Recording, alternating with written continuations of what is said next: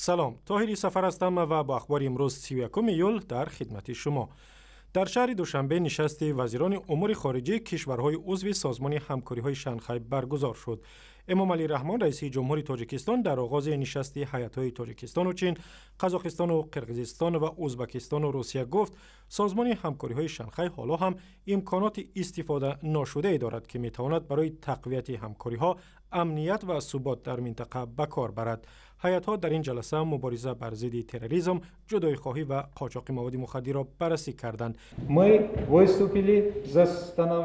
ما طرفدار آن هستیم که افغانستان همچون کشور مستقل، آسایشته و شکوفان و بی‌طرف پایدار باشد و همچنان تاکید کردیم که در این روند سازمان ملل متحد نقش کلیدی هماهنگساز را بر دوش دارد. سرگئی لاوروف وزیر امور خارجه روسیه گفت در نشست سران کشورهای عضو که ماه سپتامبر در دوشنبه برگزار می شود وضع اوکراین را بررسی خواهند کرد. مقامات رسمی تاجیکستان میگویند شبکه اجتماعی ادناکلاسنیکی بنابر مشکل فنی بسته شده است. تاتیانا خولمراد و معاون رئیس خدمات مخابرات روزی 31 ایول در نشست مطبوعاتی در دوشنبه گفت بسته شدن ادناکلاسنیکی سبب تکنیکی دارد، ولی گفت که مذاکرات در این زمینه با ادناکلاسنیکی ادامه داشته است. ما با خودی همون مدیریتور ادناکلاسنیک سر و کار دارم و وارد شد و مکتوبشون و تلفن که زنگ سرداری خدمات.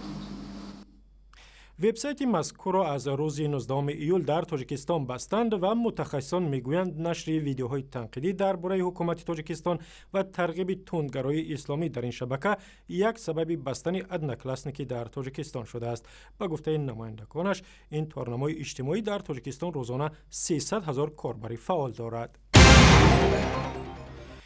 فدراسیون فوتبال تاجیکستان میگوید ممکن است در آینده نزدیک در کشور اکادمی فوتبال دسته فنربخچه ترکیه باز شود. نمایندگان فدراسیون روز 31 ایول در دوشنبه گفتند مذاکرات در این زمینه با دسته معروف ترکیه ادامه دارد و در صورت موافقه میدان فوتبال اتومبیلیست دوشنبه را در اختیار فنربخچه میگذارند.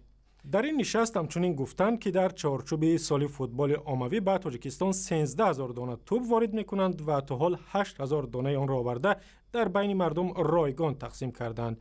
بازی فوتبال در تاجیکستان روز به روز محبوب تر می شود. جورابک مرادوف آوازخوان شناخته تاجیک با دعوت آوازخوان معروف اسپانیایی خولیو ایگلسیاس به شهر مالاگا اسپانیا سفر کرد. پسرش جانی بک روز 31 ایول بر رادیو آزادی گفت پدرش 3 سال پیش در شهر نیویورک امریکا در یک محفل با خولیو ایگلسیاس آشنا و با هم دوست شدند.